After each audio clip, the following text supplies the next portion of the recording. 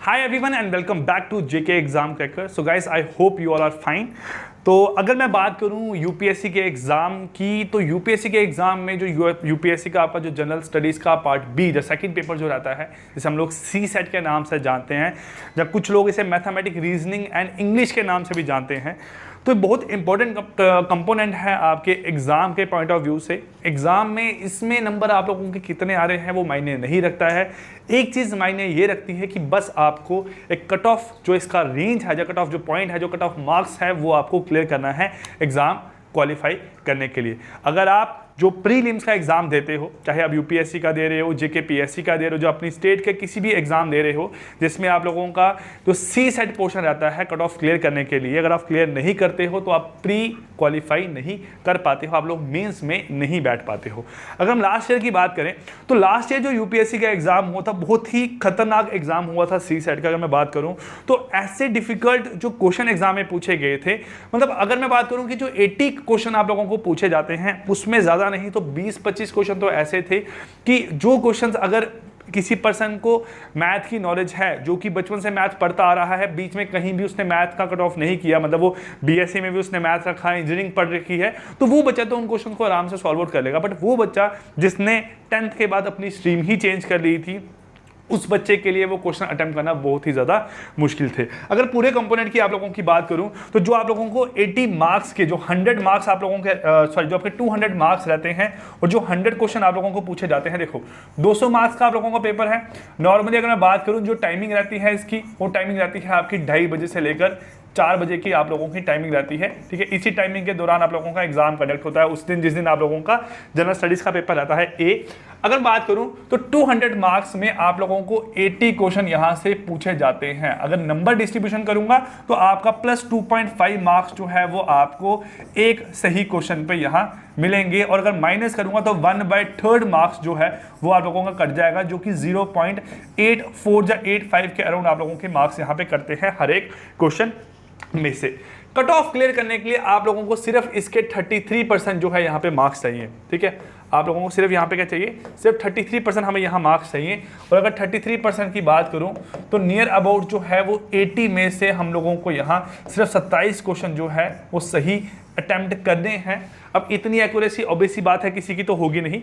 अगर मैं सिंपल यहाँ लेके चलूँ तो आप लोगों को 40 क्वेश्चन यहाँ पे करेक्ट करने हैं अटेम्प्ट 2.5 मार्क्स के हिसाब से, जो कि आप 100 मार्क्स का पेपर यहाँ पे अटेम्प्ट अगर सही से करके आओगे तो आप लोग ये मान के चलो कि हमारा जो एग्जाम है क्वालिफाइड है। अब 100 मार्क्स का अगर आप ले रहे हो, 40 क्वेश्चन अगर सही अटेम्प्ट कर रहे हो, तभी बात कर रहा हूँ। ठीक है, क्योंकि अगर आप अपने से भी किसी एग्जाम में अगर 40 क्वेश्चन सही करके आ रहे हो, तो हो सकता है कभी कभार कुछ ऑप्शन आप लोगों ने सही मार्क ना करा हो, या आप लोगों को क्वेश्चन सॉल्व करते हुए कुछ मल्टीप्लिकेशन में दिक्कत हो गई हो, तो आपके नंबर तभी माइनस हो जाते हैं। तो मिनिमम आप लोगों ने ये रखना है कि 40 क्वेश्चन हम लोगों ने सही अटेम्प्ट करने हैं। अब सिलेबस की अगर बात करूं तो 5 कंपोनेंट है इसके यहाँ पे आपके। पहला कंपोनेंट आपका इंग्लिश, जिसे हम लोग रीडिंग कॉम्प्रिहेंशन यहाँ पे बोलते हैं। सेकंड बात करूं तो मैथ पार्ट आ गया आपका।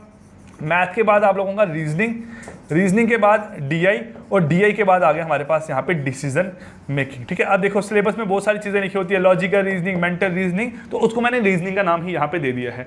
अब इन 5 कंपोनेंट में अगर 2-3 साल पुराने पेपर देखूंगा ना, तो इन टॉपिक्स में से क्वेश्चन ज्यादातर एग्जाम में नहीं पूछे जा रहे हैं। एक आधा क्वेश्चन कभी कभार डीआई का आप लोगों को पूछ लेते हैं, बट इंग्लिश, मैथ और रीजनिंग पे बहुत ज्यादा फोकस रखा जाता है। अब देखो इन तीनों कंपोनेंट में आप खुद से डिसाइड कर सकते हो कि आपको कौन से कंपोनेंट यहाँ पे अच्छे से तैयार करने हैं। अगर 2022 के पेपर की बात करूं तो शायद 38 क्वेश्चन मैथ के और 12 क्वेश्चन रीजनिंग के यहां पूछे गए थे, और बाकी रेस्ट पार्ट आप लोगों का इंग्लिश का आया था। अब इंग्लिश में इसलिए कहता हूं बच्चों को कि ज्यादा मत करो, अटेम्प्ट करने की कोशिश मत करो, क्योंकि यार इसमें ना कॉम्प्रिहेंशन पार्ट पूछा जाता है। अब कॉम्प्रिहेंशन में क्या रहता है आप लोगों का, अगर आप लोग जो है क्वेश्चन पैसेज को रीड कर रहे हो, अब एक ही पैसेज पे 5 क्वेश्चन आप लोगों के रहते हैं, तो मतलब हर क्वेश्चन को सॉल्व करने के लिए आपको पैसेज को देखना ही पड़ेगा, तो बहुत लेंथी पार्ट आप लोगों का रह जाता है आपका। बट अगर मैथ और रीजनिंग की बात करूं तो आराम से अगर आप लोग अच्छे से इसकी तैयारी कर लोगे 1-2 महीना, तो 40 क्वेश्चन यहां से आप लोग इजीली जो है सही से अटेम्प्ट कर सकते हो। अब इन 40 क्वेश्चंस में नियर अबाउट आपके 20-22 क्वेश्चन तो बहुत सीधे साधे क्वेश्चन होते हैं ना, जो आप लोगों को मैं रूल्स बताऊंगा, कुछ जो आप लोगों को क्वेश्चन करवाऊंगा, जो आप लोगों को फॉर्मुलास बताऊंगा, उन्हीं फॉर्मुलास पे बेस कभी कभार डायरेक्टली एग्जाम में क्वेश्चन पूछा जाता है। बट अगर रेस्ट क्वेश्चन की बात करूं तो कुछ क्वेश्चन बहुत डिफिकल्ट होते हैं, लॉजिकल बेस्ड क्वेश्चन होते हैं, लॉजिक आप लोगों को थोड़ा बहुत वहां लगाना पड़ता है। होते क्वेश्चन आप लोगों के ज़्यादातर लॉजिक पे ही है या फिर नंबर्स पे डील करते हैं। और वो कैसे क्वेश्चन होते हैं, कुछ क्वेश्चन तो मैं यहाँ पे आप लोगों के साथ डिस्कस करूंगा, आपको बताऊंगा कि 2023 के जो 28 अप्रैल को शायद पेपर हुआ था आप लोगों का, उसमें कैसे क्वेश्चन पूछे गए थे आपको बेस ऑन सी सेट पे, और किस तरीके से आप लोगों की हेल्प करेंगे आपके आने वाले नेक्स्ट ईयर जो आप लोगों का एग्जाम होगा यूपीएससी का या फिर जेकेपीएससी का। अब ये सब चीजें आप लोगों को मैंने यहाँ बता दी है, ठीक है। आई होप मैंने कुछ गलत ना बताया हो यहाँ पे आप लोगों को। अब देखो, जो भी एग्जाम आप लोग देते हो, आप लोग बैंकिंग एक्सपीरियंस हो तब भी आप लोगों को यही मैथ पढ़ना है, एसएससी के एक्सपीरियंस हो तब भी ये मैथ पढ़ना है आप लोगों को, यूपीएससी के एक्सपीरियंस हो तब भी ये मैथ पढ़ना है, जब कोई भी स्टेट लेवल का एग्जाम दे रहे हो आप लोगों को यही मैथ पूछा जाता है। तो मैंने एक मैथ और रीजनिंग का कोर्स बना रखा है जो कि ऐप पर अवेलेबल है 599 का, आप लोग ये ज्वाइन कर सकते हो। इस कोर्स को पढ़ के आप लोगों को, मैं ये नहीं बोलूंगा कि 100% आप लोगों का यहाँ से जो है वो आप लोगों का सी सेट की पूरी तैयारी हो जाएगी, बट एटलीस्ट आप लोग उस लेवल तक पहुंच जाओगे कि आप लोग इजीली जो है 40-50 क्वेश्चन जो है एग्जाम में अगर आपको मैथ रीजनिंग के पूछे जा रहे हैं तो आप लोग इजीली 35-30 क्वेश्चन जो है अटेम्प्ट कर पाओगे। चलिए चलते हैं आप लोगों का नेक्स्ट, यहां देखते हैं कि 2023 के क्वेश्चन पेपर में कैसे कैसे क्वेश्चन पूछे गए थे और क्यों बताया जा रहा है कि 2023 का जो क्वेश्चन पेपर था वो डिफिकल्ट था। आप लोग आजकल जो बहुत सारे यूट्यूब चैनल्स हैं वहां पे वीडियोस देखते होंगे और आप लोग देखते होंगे वहां पे ये बताया जा रहा है कि क्या सी सेट जो है वो नहीं रखा जाना चाहिए या क्या सी सेट जो है उसका कट ऑफ पॉइंट जो है कम करना चाहिए एज कंपेयर टू अभी जो उसकी कट ऑफ रेंज यहाँ पे रखी गई है। एक आप लोगों को स्टोरी बताऊं कि कोई एक यूट्यूब चैनल था, बहुत बड़ा चैनल है, नाम नहीं बोलूंगा, उन्होंने अनाउंस किया था कि हम लोग जो है सी सेट का लाइव डिस्कशन करेंगे आफ्टर एग्जाम। एक उन्होंने बच्चा सेलेक्ट किए थे आईआईटी के 2-3, उनको बोला था कि भाई आप लोग जो है आफ्टर एग्जाम यहाँ आना और आप लोग बच्चों को लाइव डिस्कस करना यहाँ पे क्वेश्चन पेपर, ठीक है। बट उन बच्चों ने आफ्टर एग्जाम मना कर दिया कि सर हमें अभी थोड़ा टाइम चाहिए क्वेश्चन को सॉल्व करने के लिए। तो सोचो इस लेवल के क्वेश्चन यहाँ पे पूछे गए थे। अब यहां देखो क्वेश्चन क्या पूछा गया है आप लोगों का, पहला 10-12 क्वेश्चन आप लोगों के आज साथ में डिस्कस करूंगा। अगर सही लगेगा तो आप लोग कमेंट करके जरूर बताना, ताकि मैं आने वाले टाइम पे आप लोगों के लिए और क्लासेस लेके आऊं रिगार्डिंग क्वेश्चन पेपर पुराने या फिर नए बेस जो आप लोगों के क्वेश्चंस बनेंगे या फिर पूरा टॉपिक हम लोग यहाँ पे डिस्कस करेंगे आपके आने वाले नेक्स्ट 30-40 डेज में। बोला एक 3 डिजिट नंबर है, ABC नाम है नंबर का, ठीक है। एक नंबर है जिसको नाम दिया गया है A, B और C।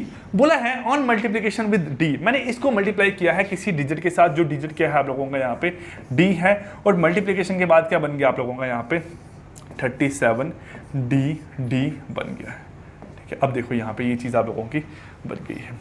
अब मैं इन क्वेश्चंस को सॉल्व करने के लिए क्या है आप लोगों को कोई एक नंबर एज्यूम करना पड़ता है। देखो डिजिट अगर बात करूं तो मेरे पास 2, 3, 4, 5, 6, 7, 8, 9, एक भी अगर गिन लूंगा तो मेरे पास टोटल आप लोगों के 9 डिजिट है, और यहाँ पे नॉन जीरो डिजिट नहीं लेना है, नॉन जीरो डिजिट लेने हैं, जीरो हमें यहाँ पे नहीं लेना है।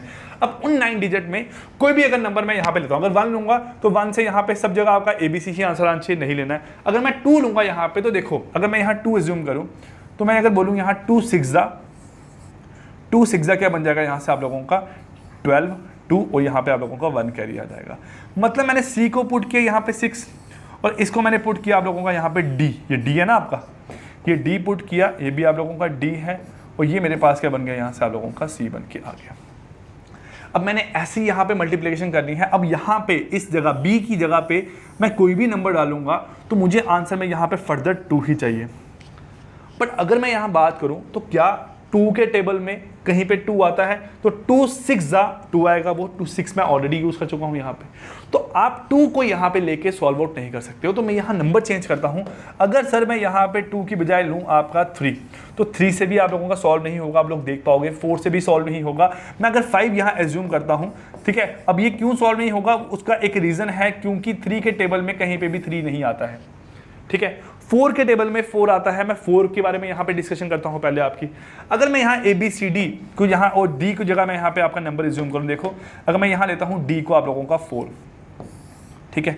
D को मैंने यहाँ लिया 4, मुझे पता है कि सर यहाँ पे किसी भी तरीके से मुझे 4 ही लेके आना है, क्योंकि D और D आप लोगों का यहाँ पे रहेगा। अगर मैं यहाँ करता हूँ आपका कि 4 के टेबल में 4 कब आता है, 4 6 बनता है आप लोगों का 24। अगर ये आप लोगों का C है, ये आप लोगों का यहाँ से क्या है D है, तो 4 6 24 बनेगा और 2 आप लोगों का यहाँ पे कैरी निकल के आ जाएगा।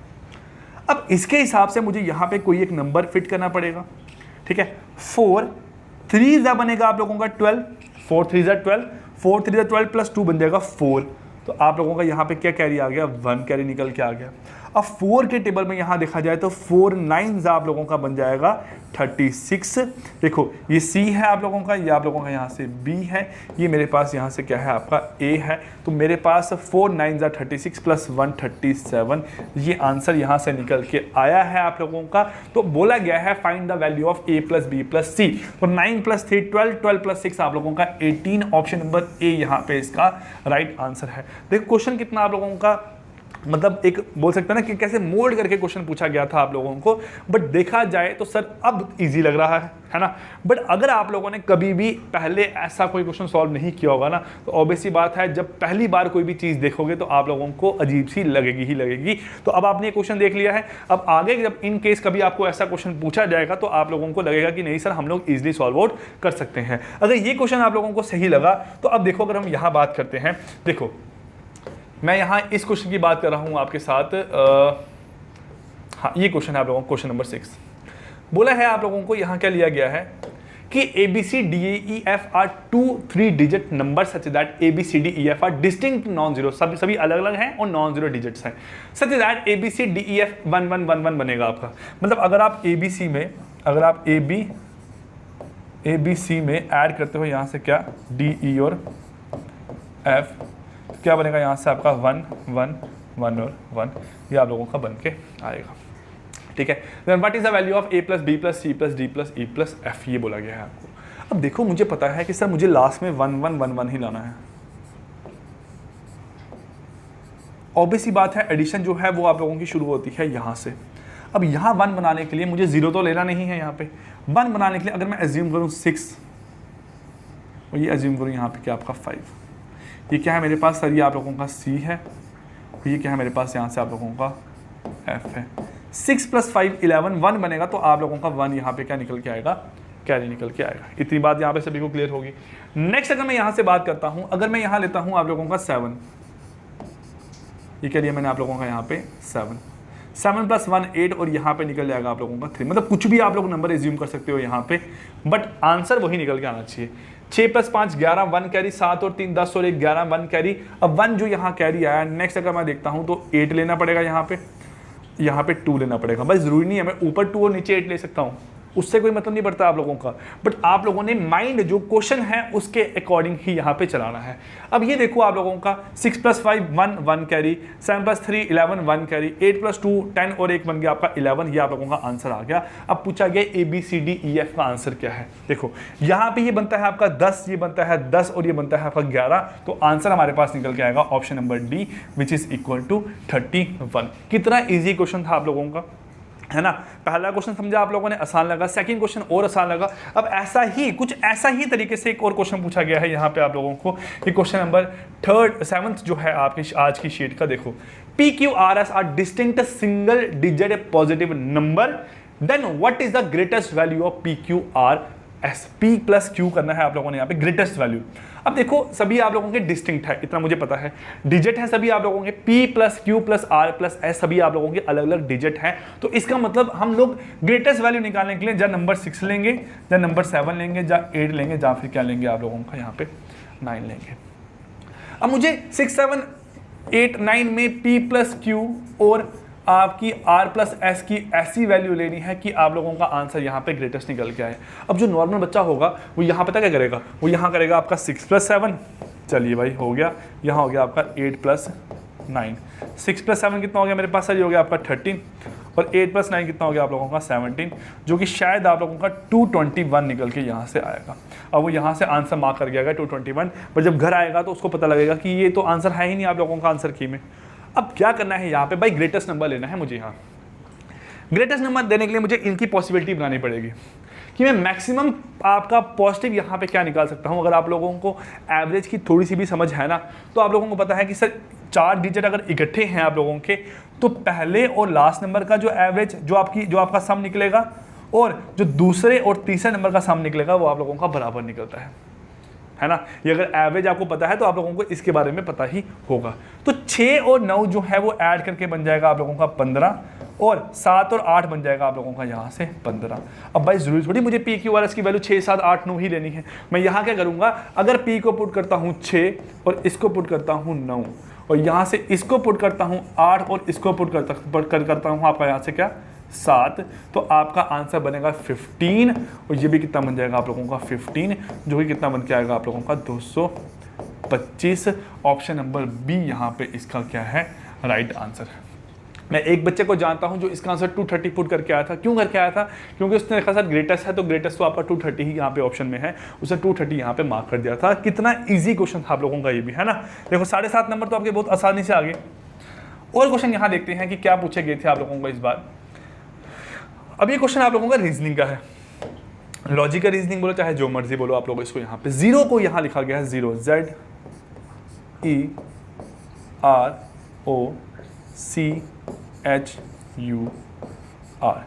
Z आप लोगों का 26 है, ये आप लोगों का 3 है, ये आप लोगों का 5 है, ये 8 है, PQR 18 है, U 21 है, ये 15 है, ये आप लोगों का 18 है।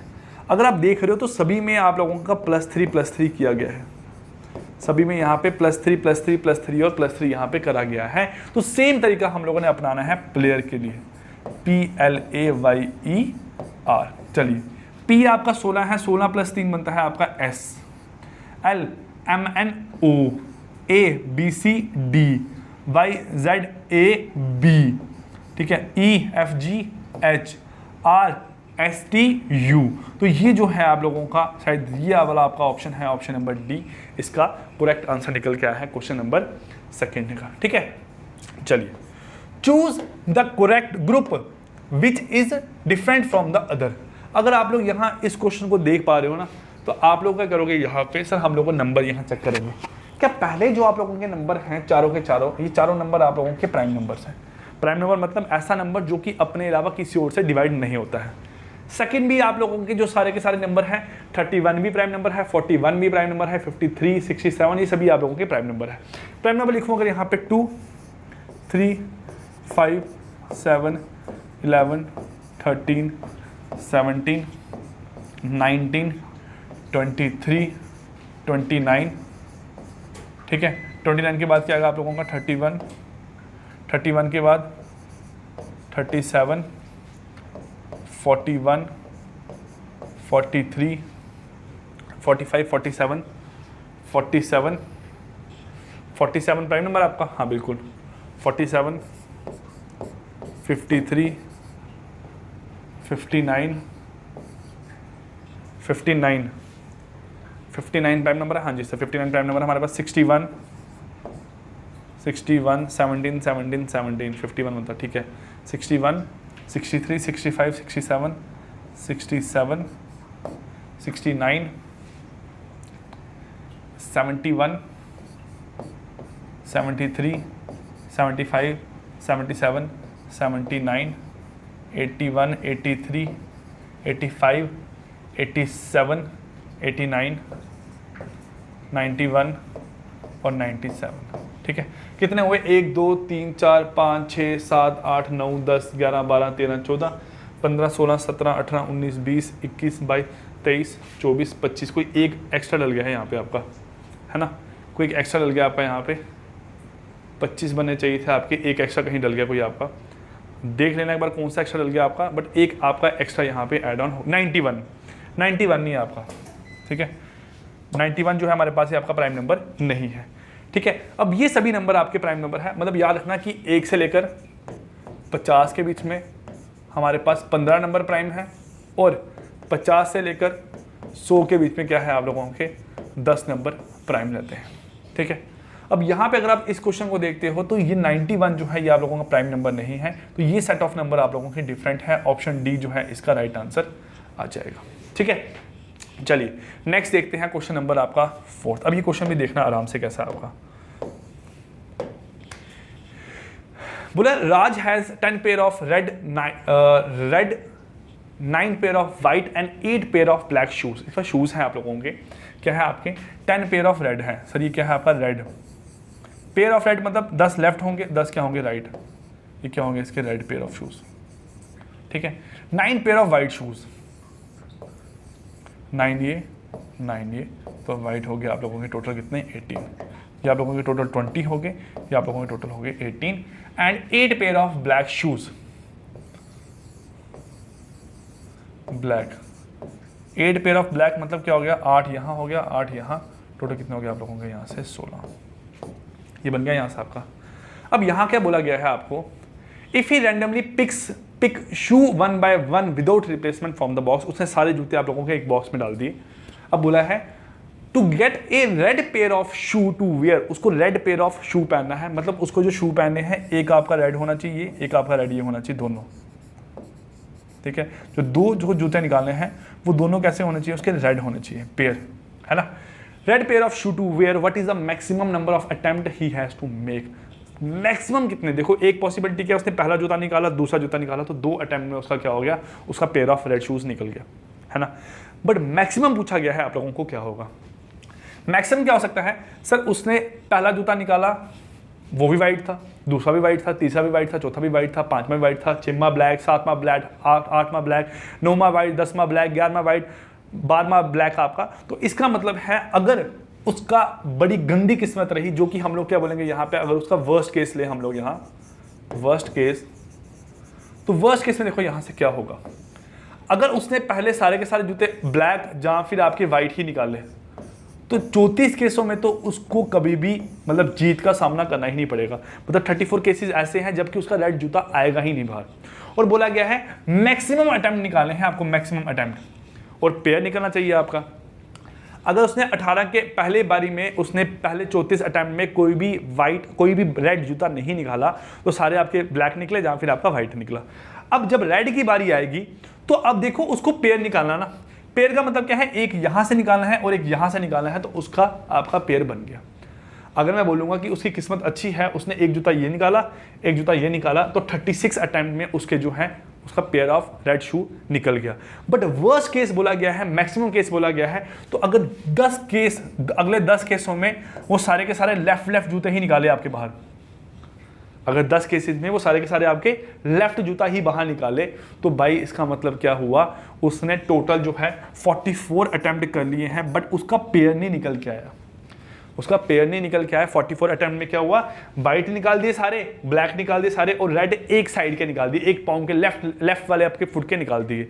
अब अगले केस में जैसे ही वो आपका 45th केस जो लेगा, जो 45th उसका जो केस होगा, उस केस में उसका कौन सा जूता निकलेगा आप लोगों का, उसका निकलेगा राइट वाला जूता। तो 45th केस में जो है उसके पेयर ऑफ जूते यहाँ से बाहर निकल जाएंगे। अब देखो ये कोई क्वेश्चन समझा नहीं सकता आपको, है ना, ये ऐसा क्वेश्चन है अगर बच्चे ने पहली बार एग्जाम में देखा होगा तो दिमाग अगर चलता होगा तो तभी क्वेश्चन सॉल्व कर पाएगा। नॉर्मली कोई बच्चा इस क्वेश्चन को सॉल्व शायद नहीं कर पाया होगा एग्जाम में, बट अगर आप लोगों ने क्वेश्चन देखे हैं ऐसे, अब अगली बार कोई क्वेश्चन आप लोगों को ऐसा पूछा जाए कि पेयर ऑफ सॉक्स है किसी पर्सन के बाद, या आपके पेयर ऑफ किसी चीज़ का बोला गया है, तो आप लोग उस क्वेश्चन को रिलेट कर पाओगे यहाँ पे। तो इसलिए जो है चीज़ों को देखना ज़रूरी है, समझना ज़रूरी है, अदरवाइज जो है कोई भी केस, कोई भी चीज़ पहली बार पूछी जाएगी तो आप लोग कभी भी सॉल्व आउट नहीं कर पाओगे। अभी देखो ये आपका रिमाइंडर थ्योरम पे बेस्ड क्वेश्चन है। मुझे बताओ अगर मैं 24 को डिवाइड बाय 5 करता हूँ तो मुझे पता है अगर सॉल्व करूँगा तो 4 मेरे पास रिमाइंडर निकल के आएगा। 5 4 20 और 4 आपका रिमाइंडर निकल के आया। अगर मैं 5 को डिवाइड करता हूँ किससे, आपका 43 से, तो मुझे पता है 5 1 5 8 40 और 3 मेरे पास यहाँ पे क्या निकल के आएगा, रिमाइंडर निकल के आएगा, है ना। अगर मैं 48 को डिवाइड करता हूँ 2 के साथ, 2 1 2 आपका पूरा कट जाएगा 48 के साथ, 48 पूरा कट जाएगा 2 के साथ, तो रिमाइंडर आपका क्या निकल के आएगा, यहाँ पे 0 निकल के आएगा। अगर मैं यहाँ लेता हूँ आपका कि 15 into 22 डिवाइडेड बाय 4, है ना। अगर ऐसा क्वेश्चन आप लोगों को आ रहा है तो हम लोग पता क्या करते हैं ऐसे क्वेश्चंस को सॉल्व करने के लिए, हम 22 into 15 करेंगे। 22 into 15 मेरे पास बनेगा आप लोगों का 330। अब 330 को मैं डिवाइड बाय करूंगा 4 से, 8 32, 10 2 8, 2 आप लोगों का यहाँ पे क्या निकल के आया, रिमाइंडर निकल के आया। हम लोग इस क्वेश्चन को ऐसे सॉल्व करेंगे अगर आप लोगों को शॉर्ट ट्रिक्स नहीं आती है तो। अब ये बहुत बड़ा आप लोगों का मल्टीप्लिकेशन हो गया, हम कैसे सॉल्व करेंगे, यहाँ देखो अगर मैं 4 को काटूं तो 4 मुझे पता दोनों को काट नहीं पाएगा, 4 3 12, तो इसका रिमाइंडर बच जाएगा आप लोगों का 3, इसका रिमाइंडर कितना बच जाएगा आप लोगों का 3। 4 5 20 और यहाँ पे रिमाइंडर कितना बच जाएगा आप लोगों का 2। कितना रिमाइंडर बच जाएगा आप लोगों का 2। अब जो रिमाइंडर बचा है इसको भी मल्टीप्लाई करो आपस में, क्योंकि मल्टीप्लिकेशन का साइन है यहाँ पे बीच में आपका। 3 2 बन गया आप लोगों का 6। क्या बच गया आप लोगों का 6। अब जो रिमाइंडर बना है उसको फर्दर डिवाइड करो 4 के साथ। अगर 4 से इसको फर्दर मैं डिवाइड करता हूँ तो 4 1 जा 4 और रिमाइंडर बच जाएगा आप लोगों का यहाँ पे क्या 2। तो आप लोगों का आंसर भी तो 2 ही निकला है। सेम इसी तरीके से हम लोग अगर इस क्वेश्चन को सॉल्व करते हैं, इसको डिवाइड बाय क्या करना है आप लोगों का 100 करना है। तो देखो मेरे पास अगर मैं 85 करता हूँ 85 into 87 into 89 into 91 into 95 into 96 whole divided by आप लोगों का 100। पहले 4 25 जा 100, 4 24 जा 100, 5 जा 19 जा 1 जा 17 जा। तो आपने जब 100 को काटा यहाँ पे भी आपका कट गया बराबर से, 100 आपका यहाँ पे भी कट गया, रिमाइंडर नहीं आया, और 100 आपका यहाँ पे भी कट गया, रिमाइंडर नहीं आया कुछ भी आपका। अब जब रिमाइंडर आए ही नहीं है कुछ आपका, तो आपका आंसर क्या निकलेगा option number A which is equal to 0 आप लोगों का इसका राइट आंसर होगा। ठीक है, आई होप ये चीज़ आपको समझ में आई होगी। मतलब देखो आप 25 नंबर जो है वो आज आराम से सीख के जा रहे हो। आगे आने वाले लेक्चर्स पे और आप लोगों को क्वेश्चन यहाँ सिखाऊंगा। ये क्वेश्चन भी आपने कर लिया, 6th 7th भी आप लोगों ने क्वेश्चन कर लिया, 8th क्वेश्चन यहाँ देखते हैं। देखो क्या है आपका, each digit of 9 digit number is 11। सभी डिजिट आपके एक 9 डिजिट का नंबर है जो कि क्या है 1। ठीक है, अब देखो अगर मैं 11 की बात करता हूँ, अगर मैं 11 को मल्टीप्लाई करता हूँ ना 11 से, तो आंसर निकल के आता है 121। अगर मैं 111 को मल्टीप्लाई करता हूँ आपका किससे, कैलकुलेटर पे करके देख लेना आप लोग, कैलकुलेटर पे एक बार ही ना, है ना। आंसर बनता है आपका 1 2 3 2 1। मतलब जब आपका 2 डिजिट का नंबर था तो हमने 1 से काउंटिंग शुरू किया, 1 से गए 2 तक और 1 आ गए वापिस आपका। जब 3 डिजिट का नंबर था तो कहाँ गए हम लोग, 1 से गए 2 से गए 3 तक, फिर 3 से आपका फिर से वापिस आ गए। अब यहां बोला गया है 9 डिजिट नंबर है, मतलब कैसा नंबर है आपका 1 2 3 4 5 6 7 8 9 मल्टीप्लाई बाय 1 2 3 4 5 6 8 9। तो अगर ऐसा आप लोगों का 9 डिजिट का नंबर है तो सीधी सी बात 3 डिजिट में 3 तक काउंटिंग, फिर वापस 9 डिजिट में 1 2 3 4 5 6 7 8 9 8 7 6 5 4 3 2 1, ये हमारे पास आंसर निकल के आएगा। और बोला है what is the sum of digit of the resulting number, इसके डिजिट का हम लोगों ने सम करना है। 1 + 2 3 3 + 3 6 10 15 21 28 36 45 45 अगर ये हो गया 36 और 36 हो गया 72 और 9 हो गया हमारे पास यहाँ से 81। तो आप लोगों का ऑप्शन नंबर सी जो है 81 इसका राइट आंसर निकल के आएगा। ठीक है, ध्यान से याद रखना, बहुत बार किसी एग्जाम में क्वेश्चन पूछा जाता है डायरेक्टली आप लोगों को। अब आप लोग आराम से इस क्वेश्चन को सॉल्व कर लोगे। 9th क्वेश्चन क्या बताई गई है, ये क्वेश्चन है आपका बेस्ड ऑन लेटर सीरीज पे। ठीक है, या फिर अल्फ़ाबेट्स पे आप लोग बोल सकते हो। अब देखो यहाँ पे आप लोगों को सबसे पहले ऐसे क्वेश्चन में देखना पड़ता है कि टोटल अल्फ़ाबेट्स कितने यूज़ हो रहे हैं। 1 2 3 4 5 6 7 8 9 10 11 12 13 14 15 16 17 18 19 20। अब 20 आप लोगों के यहाँ पे अल्फ़ाबेट्स यूज़ हो रहे हैं। अब 20 को अगर मैं तोड़ूंगा तो 10 10 की फॉर्म में तोड़ सकता हूँ, 10 और 10, जब 5 5 5 और 5 की फॉर्म में यहाँ पे तोड़ सकता हूँ। अब देखो यहाँ पे क्या है आपका ABCD बड़ी बार आ रहा है एक साथ। अगर मैं 5 5 की फॉर्म में इसको तोड़ता हूं तो यहां से इसको यहां तोड़ूंगा, एक बारी यहां तोड़ूंगा ABCD, ठीक है, यहां तोड़ूंगा इसको यहां पे, और इस तरीके से आप लोगों का यहां पे ये टूट जाएगा। अब क्या करना है आप लोगों ने, देखो यहां पे अगर मैं बात करूं कि कोई भी यहां पे जब फॉर्म इसको फिलिंग करना है आप लोगों ने, तो देखो क्या है आपका, सर हमें पता है कि ABCD ऐसे कुछ सीक्वेंस यहाँ पे बन रही है, तो इसका मतलब है यहाँ पे कि सर जो ये लास्ट है ना आपका, ये D आना ही आना है यहाँ पे। ठीक है, तो अगर मैं इसको फिल करने लगूंगा तो देखो यहाँ पे इससे एक चीज पता लग रही है ABBCD। तो ABBCD है, मतलब B रिपीट हुआ है 2 बारी, जहां तो C आगे रिपीट होगा 2 बारी, जहां तो C आप लोगों का पीछे रिपीट होगा 2 बारी। अगर मैं पीछे बात करूं ABCD,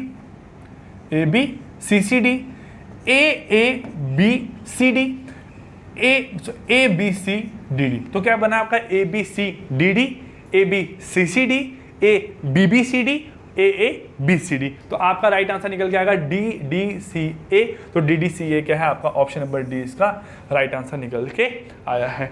10th क्वेश्चन हम लोग यहाँ पे देखते हैं आप लोगों का क्या है। देखिए क्वेश्चन क्या दिया गया आपको, बोला है यहाँ पे कि अगर एक वर्ड है इनकम्प्रीहेंसिबिलिटीज, देखो मैं एक बार स्पेलिंग से ही लिखूँ आपके, इनकम्प्रीहेंसिबिलिटीज, ठीक है, ये आप लोगों का यहाँ पे एक वर्ड दिया गया है।